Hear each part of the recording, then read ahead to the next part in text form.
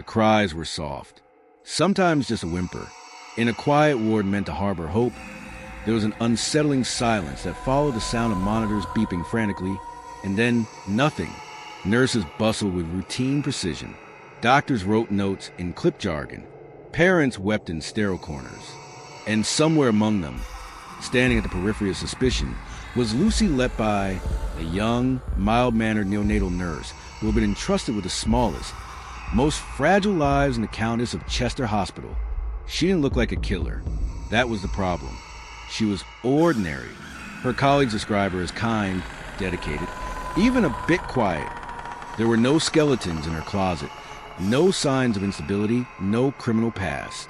Just a cheerful woman in her 20s who smiled in photos and sent Christmas cards. She loved cats, enjoyed salsa classes, texted friends about dating drama. She was a girl next door. And perhaps that's what made it so much harder to see what was happening. Between June 2015 and June 2016, a dark pattern emerged in the neonatal unit. Babies, premature but stable, would suddenly crash. Medical interventions would escalate in a blur. Resuscitations, cold blues, panicked parents ushered into side rooms. The scenes repeated like echoes, but explanations never followed. Each time Letby was there, it was coincidence, they told themselves at first. The world of neonatal medicine was unforgiving. Tiny lungs, delicate hearts. The edge between life and death was always paper thin. But as the weeks turned into months, concern became paranoia. Senior doctors noticed a spike in incidents correlated too frequently with Letby's shifts. It wasn't just statistical, it felt like a presence. One that arrived when she did. One that hovered when she walked the halls. In one chilling case, twins born underweight but otherwise healthy, collapsed hours apart on different nights. One survived, the other didn't. Both incidents occurred on Letby's watch. But suspicion isn't evidence. And in a system built on hierarchy, questioning one of their own was unthinkable. Even when consultant Dr. Stephen Breyer raised alarms, hospital executives pushed back. It would look bad. It might hurt morale. A nurse with such a clean record? Unlikely. It wasn't until 2018 that the Cheshire police got involved. A 3-year investigation ensued. Officers poured over thousands of medical records, emails, text messages, shift rotors. They interviewed grieving families, nursing staff, physicians. The case was a labyrinth. No clear motive, no fingerprints, no eyewitnesses. Just dying babies and a lingering, gnawing dread. Then they found it. A single note, buried among mundane papers in Letby's home, scrawled in her handwriting. "I am evil. I did this." Investigators froze. It was raw, emotional, written in jagged cursive. Some thought it was a confession. Others believed it was a cry for help. But it changed everything. In July 2018, Lucy Letby was arrested.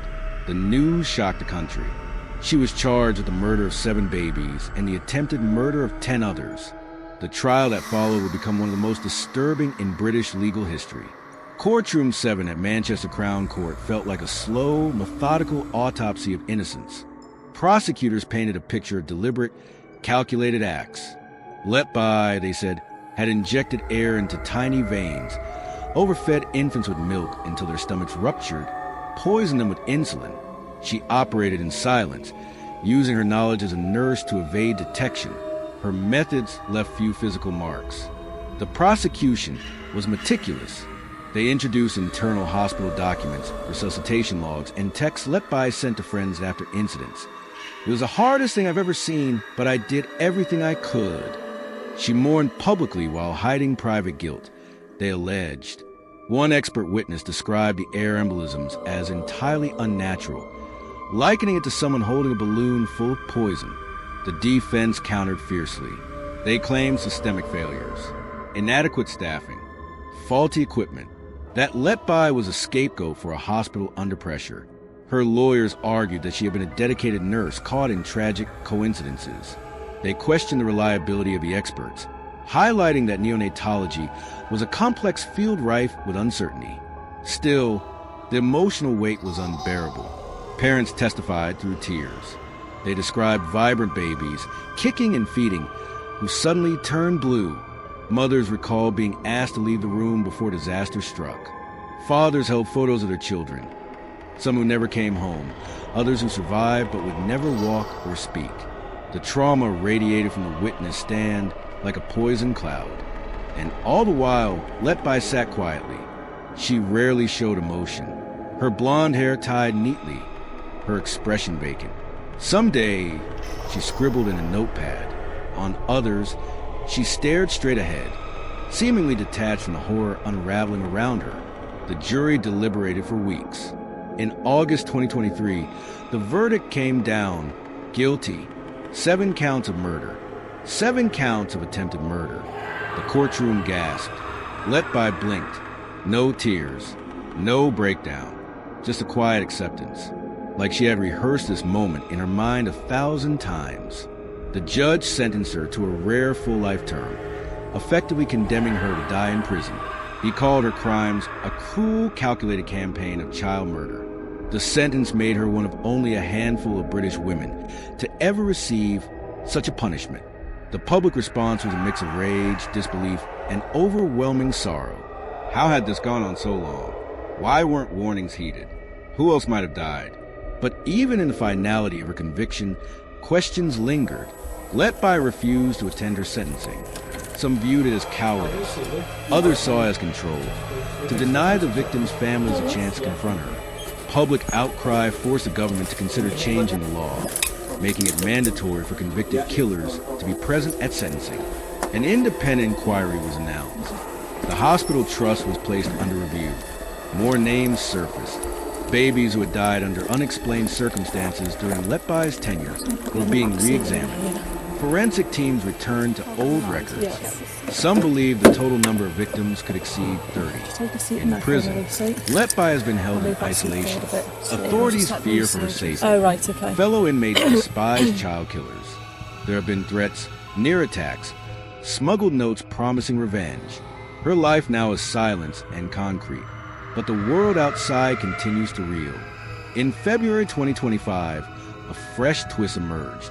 Letby's legal team submitted an application to the Criminal Cases Review Commission, CCRC, citing new expert opinions that challenge the prosecution's evidence on air embolisms and insulin.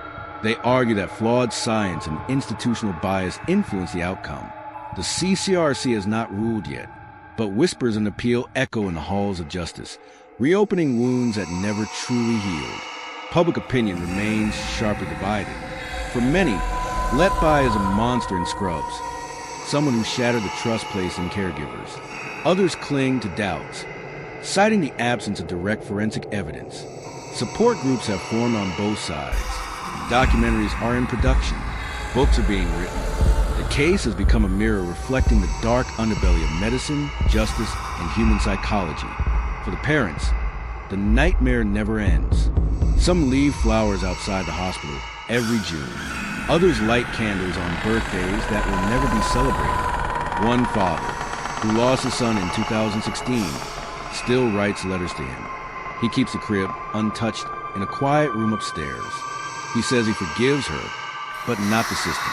The Countess of Chester Hospital has since overhauled protocols, new management, stricter checks. But staff still whisper about those nights, about the babies who never came home, about the nurse who smiled too much, yet never cried. Lucy Letby's face is etched in collective memory of a nation. It is a face of quiet horror, of unthinkable betrayal. And still, there are no answers to the most pressing question. Why? Why would a young woman with no history of violence, no evident trauma, turn against the most innocent? Was it a need for control? A twisted thirst for drama? A compulsion? Psychologists remain baffled. Her psychiatric evaluations revealed no disorders, no obvious pathology. Sometimes evil wears no mask. It looks like someone you trust. And that is the story that will haunt us. Because in the sterile glow of incubators, behind home monitors, we believed in care. We believed in the people who walked those corridors. And now, we wonder what we missed. Somewhere in a locked prison cell, Lucy Letby knows the answer, but she's not talking. Not yet. But even with 7 convictions, a whole life sentence, and her name forever etched into the darkest chapters of British crime, the Lucy Letby story is far from over. As we speak, the Criminal Cases Review Commission is quietly combing through thousands of pages of evidence, reassessing, reevaluating, reconsidering what the courts once believed to be certain. New medical opinions, once dismissed as outliers, are now being taken seriously. If those findings hold, if the narrative begins to shift, what does that mean for justice? For the grieving families? For every case where the truth seemed carved in stone? Did Lucy Letby act alone? Or did systemic failures give her the perfect cover? Could others have spoken up sooner? Could more lives have been saved? Or are there still truths hidden beneath years of procedural silence, buried behind bureaucracy and pride? And if Lucy Letby is the face of the unthinkable, what do we do with the possibility, however small, that someone somewhere got it wrong? She remained silent, locked away. No confessions, no answers, just that one haunting note. I am evil. I did this. Was it guilt? Was it manipulation? Or something else entirely? We may never know, but we will keep asking. Because in the shadows of justice and medicine, some cold cases never die. They just get colder, waiting for the right moment, the right question, or the right person to bring them back to light. If you're drawn to the chilling unknown, to the blurred lines between guilt and innocence, to the stories that don't end when the gavel falls, subscribe. This is just the beginning.